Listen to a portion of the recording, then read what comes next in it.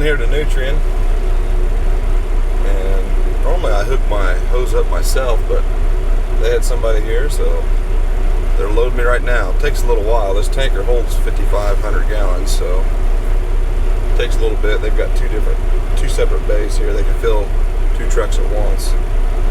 So we've got Liberty, which is going to kill hopefully all of our broadleaves. Intensity, which is going to kill our grasses and volunteer corn.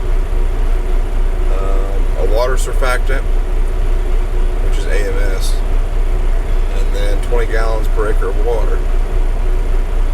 On Liberty, you want to spray higher volume to get better coverage. So this is our first time ever spraying Liberty. I hope it works okay. It's pretty overcast right now, so we probably won't get started here for a couple more hours anyway. Hopefully the sun does come out.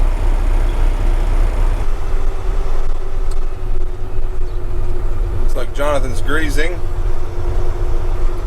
I'm gonna pull up here and put a little fuel and def in this thing.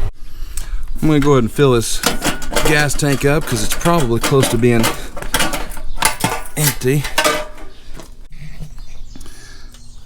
I do this one-handed without spilling.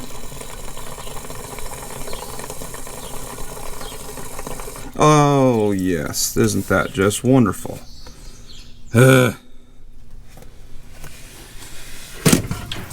I'll blame you guys for that.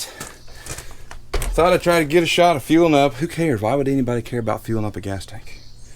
Well, that's what I get. I'll rinse it off real quick.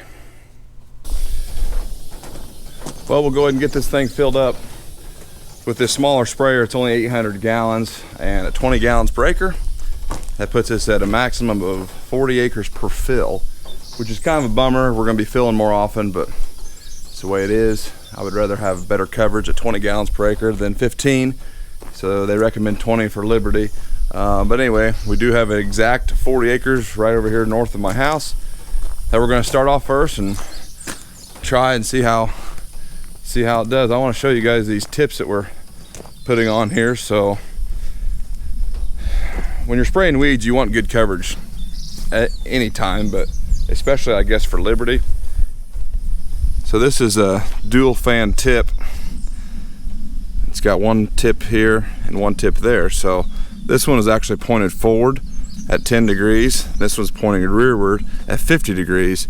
And so as you're going, the chemical is going to spray forward and rearward to hopefully get better coverage that way. So we'll be using these for all of our post bean spraying and bean fungicide because coverage is very important in both of those applications. So dang farmers, take up the whole entire road. Can you believe that? The whole road.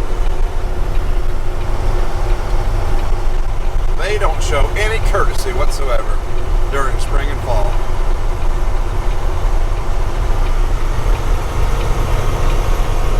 Moving to the next field.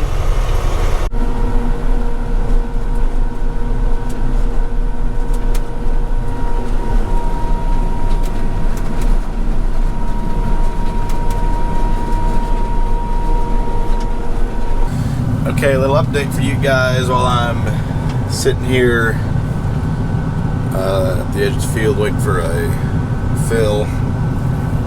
Matthew Luke swish, so Matthew's gonna be tending me for just a couple more hours.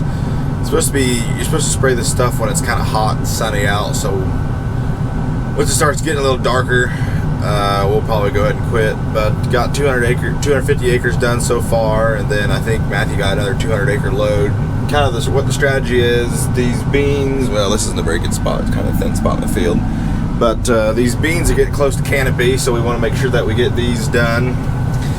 But the Matador that we sprayed pre-plant has held really well, so some of these fields probably really don't even need this pass that we're making, but we thought we'd go ahead and do it just in case. But we're hitting these right before this beans canopy, that way we kill any weeds that are there, but then once the beans close over in the row and then it provides shade, then obviously without any sunlight there's not going to be weeds growing, so you kind of got to get that timing right. And then after that, once we get this done, we don't need any more herbicide for the rest of the season. We'll just come back in with our fungicide, and that'll be it.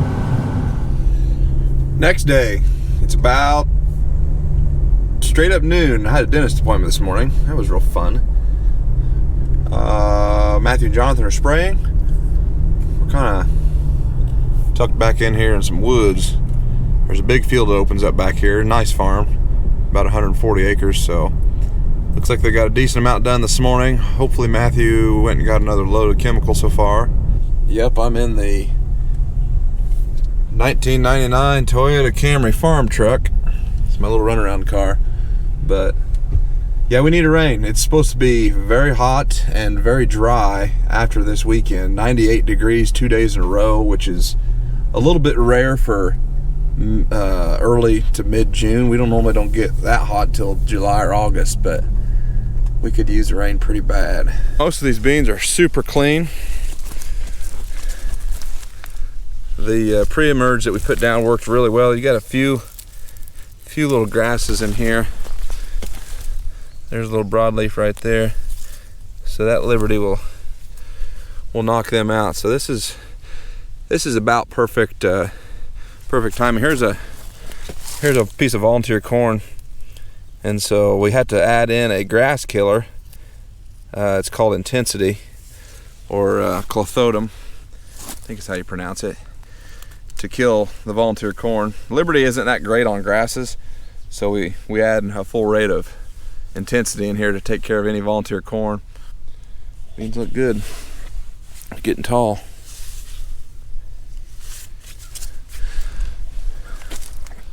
I think Matthew will probably get some shots of the sprayer.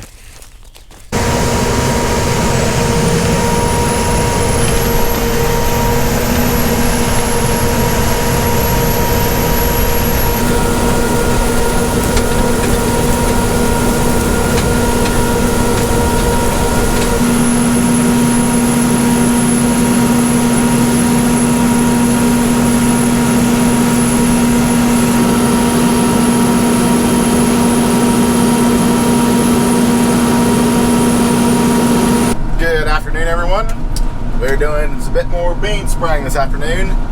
I do believe you guys were with Jonathan last. When he was filming that, he got like 350 acres sprayed that day, I believe. And then it was rainy and windy yesterday, so we were unable to do anything then. But got off enough today because it didn't rain very much to get this done. I'm working on this field. This is 250 acres. And then I'm going to another 75 after this. And then after that, we'll be done with all of our ground on the west side of the Amberall River. Okay, so we got that 250 acres done. Going to swing by the shed lot we got down here and fuel up, and then go on to the next one.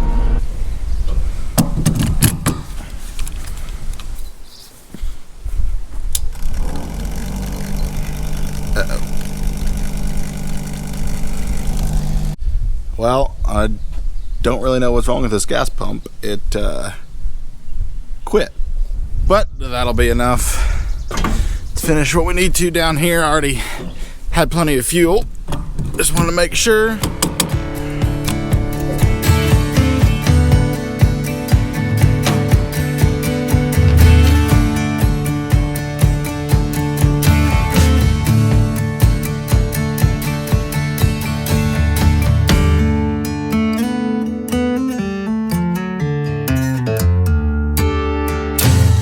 Okay, so we got about 10 acres left, this corn to spray. We ran out of chemical, which is not a bad thing. We don't want a bunch of extra. So instead of going back to Nutrien and getting 100 gallons in a 6,000 gallon tanker, Luke just left some clean water in it after he got done rinsing it out. And so we're gonna induct this chemical in the chemical inductor, which we've never done before. Eductor. Well, it says induct right there. I'm sorry. Chemical inductor. We're a couple of mad scientists. We can edit that. But we're going to see if we can tear anything up. Here, let's get a. Oh, we got some stuff in here.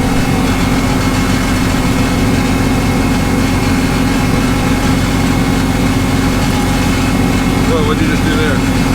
Where's that at? Down there at the very bottom. Probably some dark night going. 7 off, 8 off, or 7 off, 9 off, 10 off.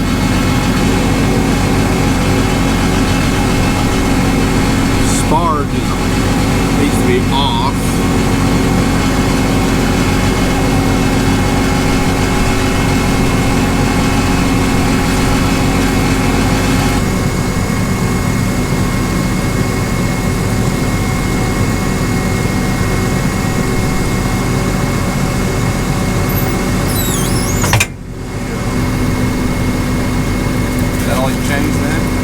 Yes. Well, everyone, make sure you guys like, comment, subscribe. Make sure you ask us any questions you might have, and check us out on Facebook and Instagram at Farming with the Taylors. Thanks so much for watching. I'll see you next time.